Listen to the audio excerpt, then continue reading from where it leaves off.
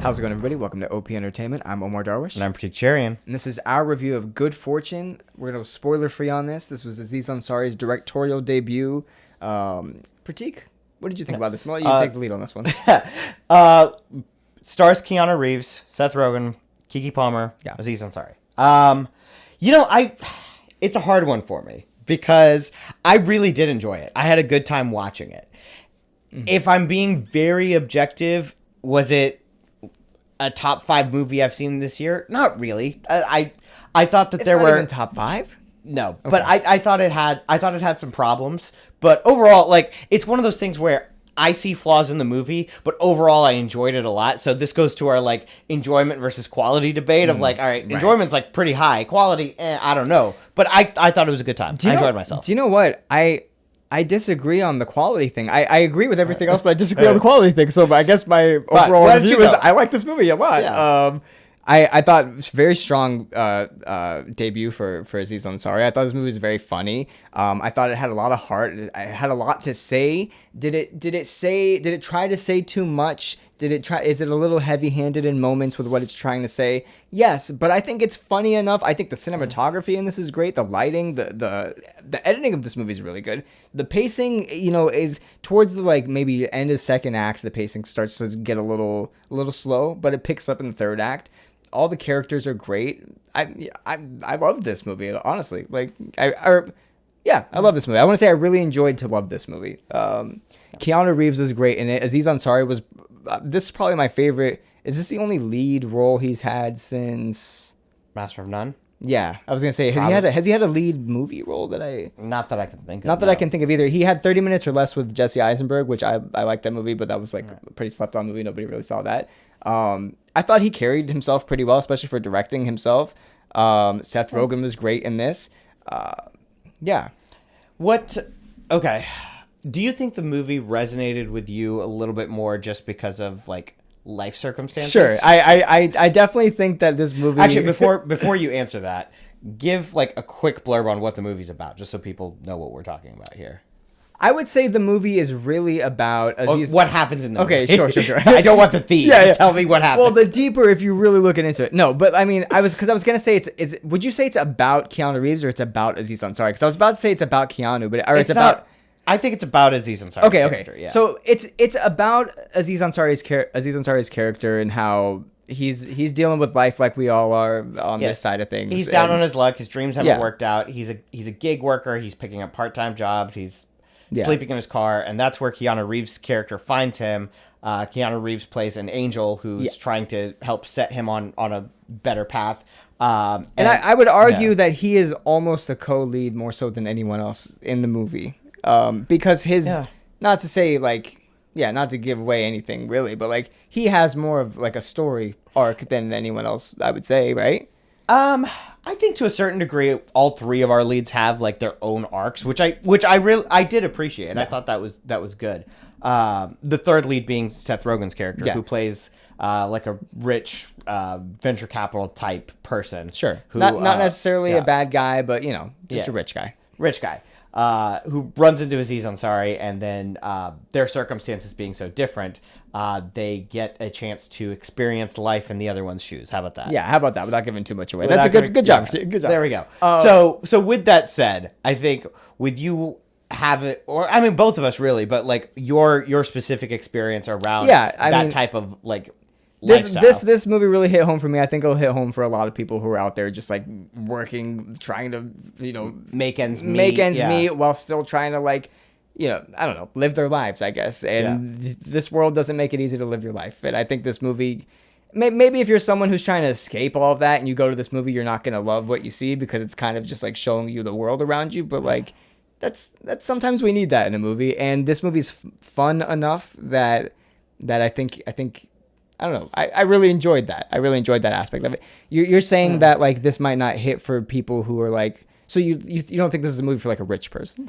Not necessarily. No. Okay. Maybe depending on your politics, but maybe. I mean, But okay, I would agree with you. But like without giving too much away, this movie does kind of shift perspectives at points so that you're following not just Aziz Ansari's character, but Seth Rogen's character, and he is the rich guy. And I think that you could still find fun in that. You know what I mean? Yeah, I guess so. So because you were saying like the quality issues of this movie, what quality wise like did not jive with you? I thought some of the acting, some of the scenes was a little off. There were points where I'm like, this kind of feels like an episode of a TV show more, or like a scene from a TV show more than a movie. Okay. So there were points where like specifically around the act, like, you know how TV acting just feels a little different. I could have taken a season of this. Yeah, this would have been a good season of television. Yeah, not that it was necessarily bad, but I felt like having moments where it's just like, all right, this is a movie, and then like the next scene is like, all right, this is a TV show. Like, that was a little jarring for me from a quality standpoint. I guess you're right. I don't know what the budget of this was. I said this off camera, but this really scratched an itch for me of like, I grew up loving the movie Office Space, and I feel like this gives like a kind of low budget comedy that they don't really make anymore, where they give you a deeper message. There's definitely a lot of messaging there, but it's still funny. You know what I mean? Like, I think that's and we can probably cut and paste from like every time we've reviewed a comedy, but like how much the jokes hit is really going to make a difference. What's the percent they hit for you?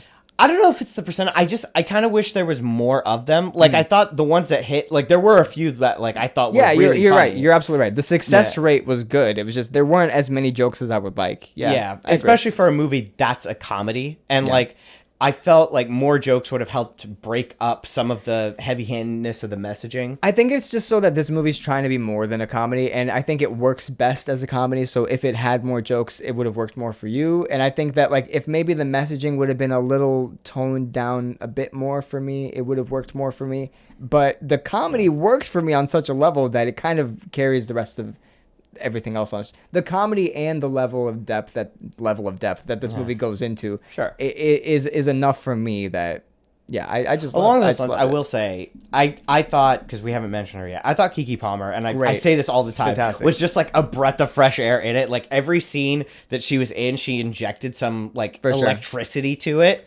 They bring her in pretty early on, and it was well needed, because I feel like as soon as she comes in, it's like, okay, she's adding some dialogue to this that is just great. Like, it's a breath of fresh air, just like you said. And I thought that they don't have scenes together necessarily, but I thought the contrast between like the energy she brings to the movie versus like Keanu's, like who's still funny, but like his brand is a little bit more of like the deadpan humor in a way. You needed Keanu for this movie too. You did. Like, you absolutely did, and he did a great job. But I thought that like contrast between like the like lower energy, a little bit straighter deadpan versus Keke Palmer's like whatever you want to call the like electric energy that she brings to it. I thought that helped.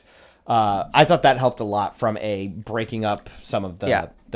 I think Keke Palmer's character was the one that like Aziz Ansari was definitely writing through the most, wouldn't you say? I mean, Seth Rogen has a monologue at the end that's definitely Aziz Ansari getting out what he wants to say. More than one. Yeah, sure. But Keke Palmer seemed to be like the vehicle for him to, like I said, like say to get his messaging across for the most part, or like at least like, hey, this is the world, and like she's gonna tell you how it is. I think there's the movie that came to mind for me a handful of times is It's a Wonderful Life, and like you know, and I think that that she has a lot of the this is why we do this. This is why we live our lives, and this is why our lives have meaning. She has a lot of like those type of lines. I think we can all use those kind of reminders sometimes too. Like that's not a knock, but like she has that like very specific function in the script. You're right. Like there's a lot of like, all right, anytime I have that type of message, this is the character delivering it. I guess I just wonder how else. Because I like everything that was said in this movie, and I just wonder how else it could be done better, or in a way that doesn't come off as like campy or insincere, right? Sure. And this felt very sincere. Like this movie has so much heart. It's funny. You ready to score this thing? Yeah, I think I'm ready to score this. Yeah, I'm ready to score it. Why don't you go first? Don't make me do that, because I was hoping that like your gripes would like make me. Oh yeah, I get why this isn't a 10, and it's not a 10. It's not. It's just not, because like I said, the reason why I'm going to say it's not a 10 is because the messaging is a bit overhanded or heavy-handed, right? That being said, I loved everything else about this movie. The performances were great. It's a pretty good script overall. Like for a first-time director, I thought this was very well done. Cinematography was really good. I don't know what they shot this on. Looked like it was definitely on film, but I don't know if it was like 30 millimeters. It was really nice. It looked good. The lighting in this movie is great. yeah, pacing wise, what did you think about pacing? We didn't really talk about that much. I'm with you. It kind of, there were parts where it bogged down, but it never stayed there for too long. And again, it's the movie's like an hour and a half, so I was enjoying what we were seeing and the movie we were in, so I was okay with all that. I think I checked my watch when we had like 20 minutes to go. So like at that point, yeah. Okay. I think I've stalled long enough. 9 is what I'm gonna go with. 9 because I really like this movie and it's honestly contender for one of my favorite movies of the year. So I'm gonna give it a 9. Right. Yeah. I will say this. I don't think this is gonna hit for everybody like how it did for me. But me personally, I love this movie. Yeah, I think I'm gonna give it a 7. I thought it was enjoyable. I had a good time. The jokes that were there, I thought were pretty funny. I just wish there was a little bit more. I thought the messaging was a little heavy-handed. I thought we talked a little bit about like the hope element that like Keke Palmer's character delivers a few times, and for whatever reason, I think it just like it like I don't know that I actually bought it as a message in the movie, which is a little bit rough when it's showing us like when you have a movie that's like showing us a little bit about like, oh man, here's this guy that's like struggling to make it, and then like and you're like, this is why we do this, doesn't land, like that also just makes the like downtimes just feel a little worse. You feel like she wasn't presenting strong enough arguments for and like that and that's not her fault. That's the writing's, that's the script's fault, right? I would I say that's the world we live in though. Sure, but I don't like, again, if I'm going to watch this like this comedy, I don't need to be reminded of that necessarily. I agree. I think that's the push and pull. So I 100% agree. So like I don't know. That's a little rough. But yeah, overall, I think I'll give it a 7. Yeah, I going on what you're saying, I feel like this did a good job of showing you the world we live in while also kind of like taking a piss out of it, and making it a little funny, and that's what I enjoyed the most about this movie. So yeah, that'll work. 7, 10, 9. 9. We're not that far off. So critique, what do we got next week? Something brewing. We have no idea. We're figuring it out. We're waiting for all the Oscar bait movies. Yeah, we're hoping they come to their senses and send us some for your consideration screenings. There we go. That's not happening. All right, we'll see you guys. See you guys.